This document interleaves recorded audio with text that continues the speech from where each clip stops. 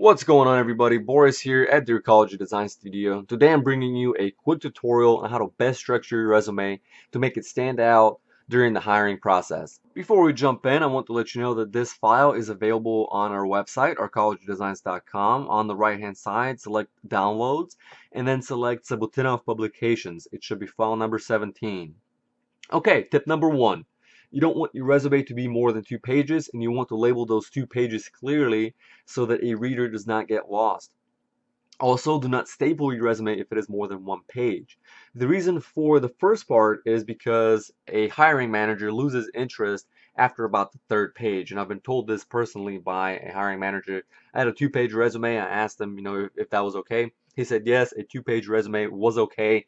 But hiring managers usually spend only about 6 seconds looking at a resume, and anything longer than 3 pages is frowned upon.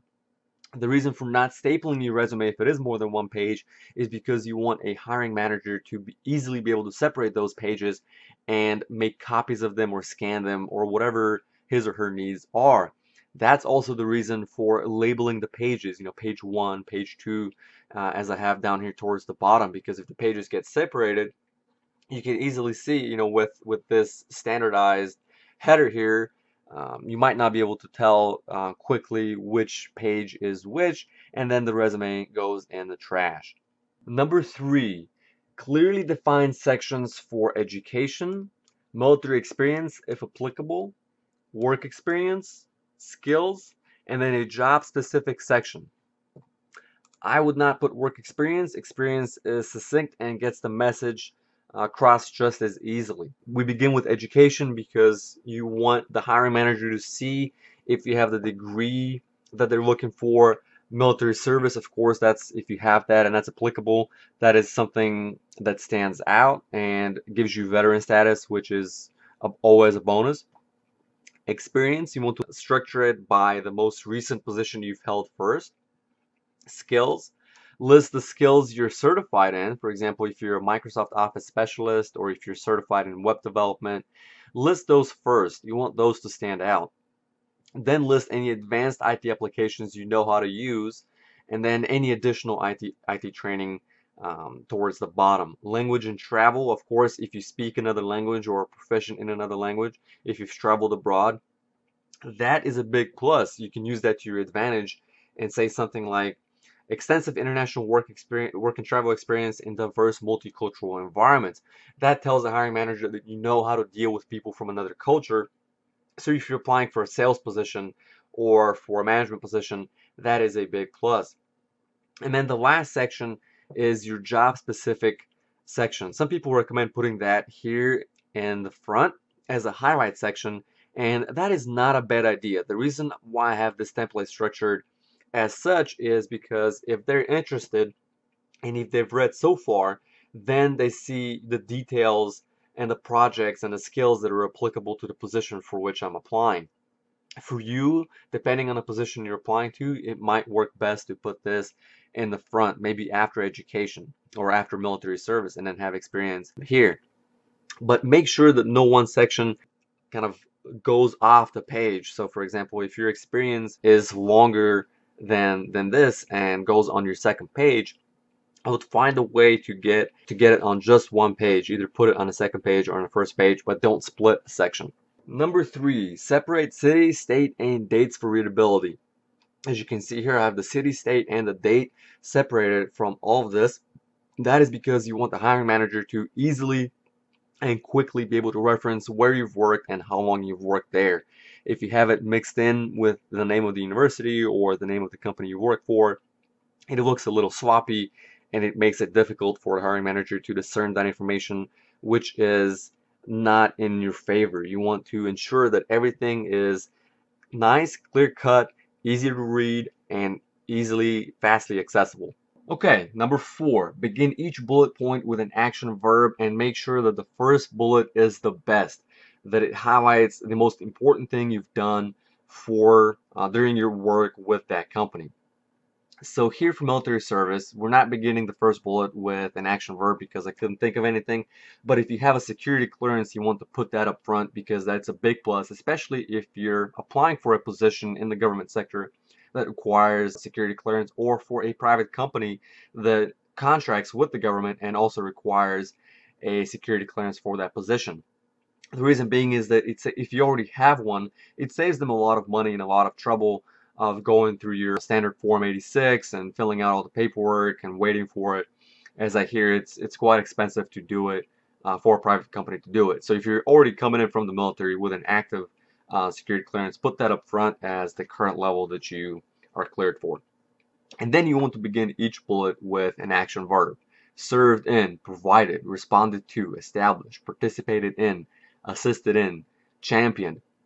Use strong action verbs to show what you've done and to highlight how you've done it. Championed, you've taken charge and you've done it with competence. Number 5, be consistent. If you use a period or a semicolon to end a bullet, do that throughout the entirety of your resume. As you see here, I haven't used a bullet or a semicolon anywhere, and well, these are left blank or purposefully not finished so that you can use them for a template, fill them in as you will. But if you do use a period or a semicolon here like this, make sure that you do it everywhere throughout the entire resume. Number 6, don't put salary or pay information on your resume unless asked to do so. The reason being is if you get that far into the hiring process and the position allows you to negotiate for your salary, then the company will ask you, what was your last rate of pay for the last position, or what was your rate of pay for all the positions on your resume that are similar to the position for which you're applying now. If this is the first resume you've sent out to the company and this is the first thing they're going to see, you don't want to put dollars and cents in there because you're not negotiating for a salary and it's not information that's pertinent to whether you're qualified for the position or not. And quite frankly, a lot of positions available these days, you can't negotiate for a salary. They have they've listed what they're going to pay that position, and it's usually not open to negotiation. Number 7, don't mix references into your resume. Have a separate document for them. We're going to get into cover letters and resumes in a different video, but for now, make sure that you're not listing phone numbers and names of supervisors for positions listed under experience or military service on your resume. The resume is there to highlight your skills and why you qualified for the position.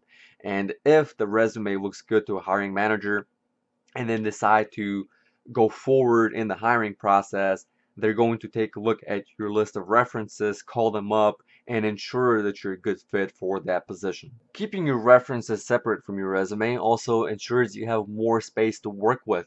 That way you can put more skills, more experience, and more activities that might convince a hiring manager that you're a good fit for the position. If you fill up that space with references, which you can put on a separate document, then you have less space to put in information that will convince the hiring manager of your worth for that company and for that position that you've selected. Number 8, don't print on white paper. Use cream resume paper instead. You don't want your resume to look like a regular office document because it is not. Let's face it. Your resume is your ticket to getting a job. So you're not saving time or money by printing on regular white paper. You're putting yourself at a disadvantage. For any position to which you're applying, you will have competition, and I guarantee you that their resumes will have similar skills and work experiences. Many of them will be printed on the appropriate resume paper. If a hiring manager has to decide between two similar resumes, only one looks like an office memo and the other like the applicant took an effort to do it right, who do you think will get the job? Number 9, use a header and a footer to orient the reader and standardize information. As you can see, we've already done this. Your header tells the hiring manager your name, address, phone, email, basically your contact information. And then I like to take an extra line and then highlight any special skills that set you apart from the competition. Do you have a security clearance or a commercial driver's license? Put that on that line. Just a single quick snippet of information that other applicants might not have.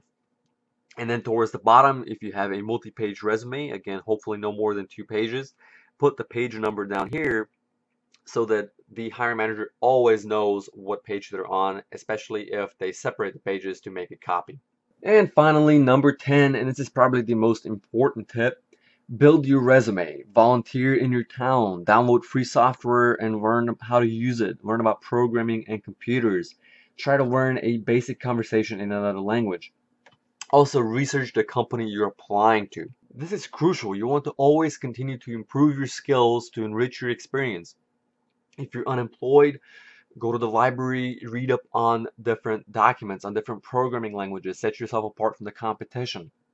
Whatever field you're in, learn it and learn it well. Volunteer in your town and show that in your free time you also do productive things. And when you go to the interview, if you have researched the company you're applying to, ask the manager pertinent questions. Not only are you learning more about the company you're applying at, but you're showing during the interview that you've done the work and you've done the research and you understand the company, its goals, its customers, and your role within it. Well, that's it, folks. We've come to the end of this tutorial. As a reminder, this document is available on arcologydesigns.com under Downloads, Sebultino Publications, file number 17. Thank you for watching, and as always, I'll see you next time on our Arcology Designs production. What's going on, everybody? Boris here at the Arcology Design Studio, and today we're talking about advice on YouTube. Hi everyone, this is Val here. I'm going to show you how to work with some VBA on Excel.